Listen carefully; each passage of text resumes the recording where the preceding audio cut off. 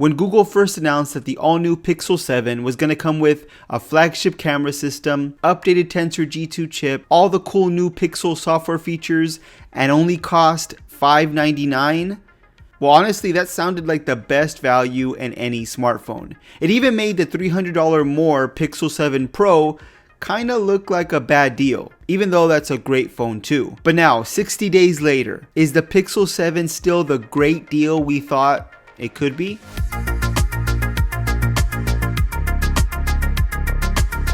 Let's start with performance. The Pixel 7 has the same Google Tensor G2 chip that's inside the Pixel 7 Pro. Google has of course improved its chipset when compared to the previous Tensor, but it's still not on the same level of performance as the flagship chipsets from Qualcomm and Apple. Benchmark wise, it still gets blown out by a 2-year-old A14 Bionic. But when it comes to day-to-day use, the Pixel 7 still performs great. The Pixel 7 comes with 8 gigs of RAM and it just feels quick, speedy. Mobile gaming is great, and I didn't experience many overheating issues or slowdowns when I was using the Pixel 7. Honestly, the Pixel 7 feels like using a flagship smartphone in 2022. I can't really notice a difference, even though technically benchmark-wise, the Tensor G2 chip is a step behind. When it comes to battery life, the Pixel 7 is also pretty impressive. The Pixel 7's 4,355 mAh battery is smaller than last year's Pixel 6, which is kind of a shame, but battery life is still good and it's on par with last year's Pixel 6, probably thanks to the better power consumption the Tensor G2 chip offers. The Pixel 7 lasts me through a full day and I never felt like battery life was an issue with this phone. It's also capable of 30-watt fast charging, and Google says you can get up to a 50% charge in 30 minutes. You also have fast wireless charging on the Pixel 7, and you have software features like Extreme Battery Saver, which allows you to get up to 72 hours of battery life, at least according to Google. In the end, battery life is once again good. It won't be something you really worry about with the Pixel 7. Not the best when it comes to battery life, but it's definitely above average in my opinion. Now when it comes to software, one of my favorite parts of a Pixel is the software experience. I love what Google does with the Pixel line. The software is clean, smooth, and Google continued to improve on that with Android 13. Now, just like the previous Pixel phones, the Pixel 7 has some annoying software bugs from time to time. While the software is usually responsive and feels quick, sometimes you get these weird bugs that come up with certain applications, like YouTube. You would think YouTube would work flawlessly on a Pixel 7, but sometimes it acts a little weird. It forces you to close and reopen the application and get it back to normal. And yeah, that does happen with other phones from time to time, but these little annoying bugs tend to happen over and over again. So it definitely seems like there's a bug that just needs to be removed with a software update. But honestly, a lot of the things that many complained about with the Pixel 6 have been fixed with the Pixel 7. For example, the under-screen fingerprint sensor on the Pixel 7 is now quicker, it's more consistent, and it's just a lot more reliable than the Pixel 6. And many of the bugs that kind of plagued the Pixel 6 just aren't on the Pixel 7, and it just feels like a solid smartphone. When it comes to the display of the Pixel 7, it has a 6.3-inch 1080 by 2400 OLED display with a 90 Hz refresh rate. And while yes, it's not a Quad HD display with 120 Hz like we expect from flagship smartphones today, for the price tag, this is definitely an impressive display that Google's given the Pixel 7. It's brighter than the previous Pixel 6. You can get up to 1000 nits on HDR and up to 1400 nits peak brightness. So honestly, this is a great display to watch content on, to play games, or just to use on a daily basis. The Pixel 7 stereo speakers are also great.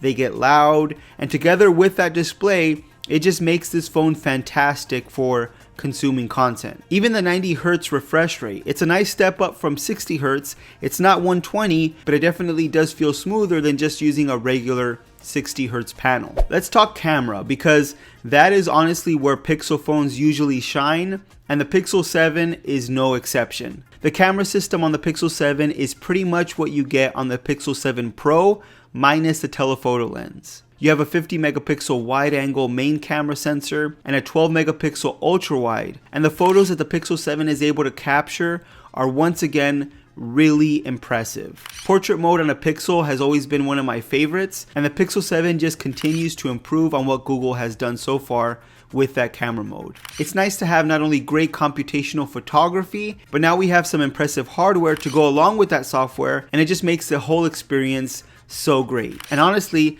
this is the best part of the Pixel 7. For $600, you're getting an amazing camera system. The Pixel 7 is able to capture so much detail, the photos look vibrant and sharp, and even video has been improved this year. The stabilization features on the Pixel 7 allows you to get very smooth video, and you have so many shooting modes available to you now, like cinematic, which blurs the background and gives you this cinematic look that other phones have had for a while. You're getting that with the Pixel 7 now. And that just allows you so much more flexibility with that camera system. And you're also getting all those cool Pixel camera software features that you're used to, like Magic Eraser, which allows you to easily erase something from a photo. Face Unblur, which, as the name implies, unblurs a face from a photo. And I found these software features to work well most of the time, and it's probably not something that you'll use on a daily basis, but it's really nice to have these available to you. You also have so many camera modes to play with and get the best shot or video possible. Once again, this is the best part of the Pixel 7. You're gonna buy a Pixel phone